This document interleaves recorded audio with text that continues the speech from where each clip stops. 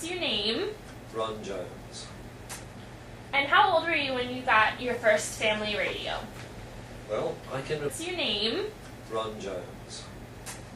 And how old were you when you got your first family radio? Well, I can remember our first radio from ever since I was born. Our family always had a radio. It was actually called a radiogram, and which is vastly different to the radios that you have today. So what did it look like?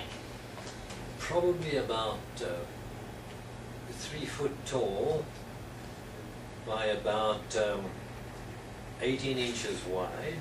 It came complete with its own turntable. It was operated by valves in those days, unlike the transistors and the electronics of today.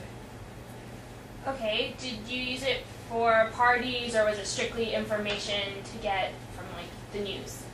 Mainly we listened to radio shows, the news, certain shows that they had on radio, serials, like you would get on TV, but in radio format. And that's what it was used for. This was from the 50s upwards. Can you think of other inventions that have come from the radio? Well, a lot more electronics have come from the radio. They've changed from the large old system to micro-miniaturization, which is because of transistorization, transistors, and electronics. One no longer has to use valves. So it has developed over the years and become a lot more compact than what it used to be. And the output's a lot greater, the sound's a lot better nowadays. Okay, how has the use of the radio changed from back then to today? Well, I'm not too sure that many people listen to the radio anymore. I think they mainly watch TV. TV in South Africa was not common. In fact, we never had TV there until 1975. And we never had black and white TV, it was purely colour. So it started late, but it was a very advanced system when we were allowed to have it. The radios, the development of the radio has been quite phenomenal actually in terms of its progress. So technically speaking, the radio has advanced immeasurably since those days, since the 50s. What are you implying there? Were you not allowed? Well, the government didn't want us to have too much TV at that stage because they didn't believe it was good for children to watch a lot of TV. So therefore, it came in fairly late in South Africa.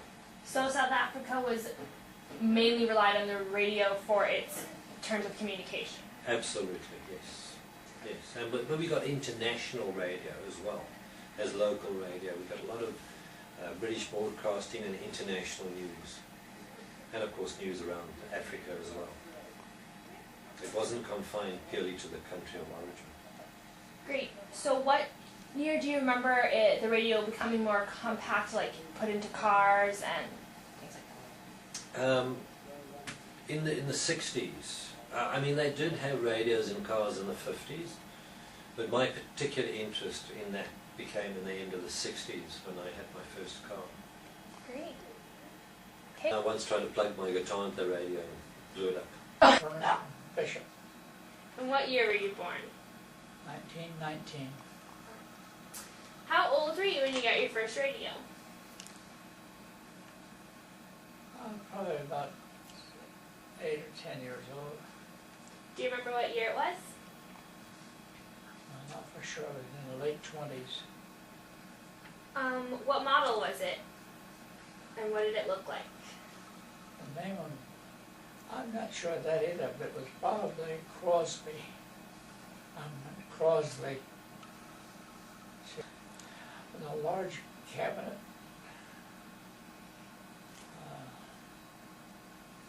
No, I can't say. It was a good size. Probably about 3 feet tall and a foot wide, a foot and a half wide or so. It was a big unit.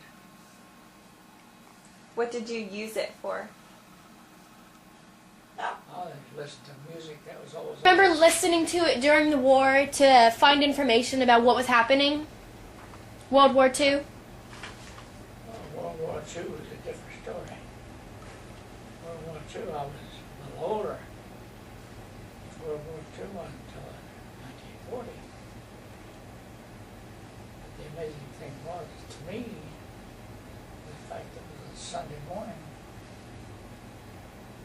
I went to work in the office. And I turned the radio on. The first thing I heard on the radio was that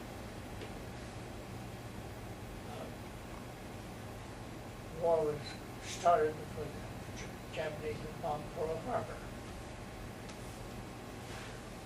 Naturally, it started a war. The funny thing is, it was my birthday. I was thinking then, I felt like they closed my office and going home. But I didn't. I was working in a parking garage at that time. So in 1940, I was 20 years old. So, it's just one of those things that if you think back years ago, you don't remember too much about. But do you remember, like, during the war, that was a really good answer. Do you remember, like, relying on the radio to get your information during the war? Like, during the war? I relied on the radio almost exclusively. You know, that information. And we got farm information. Most of it. Back when the radio started, we got our first, it was probably more for farm news.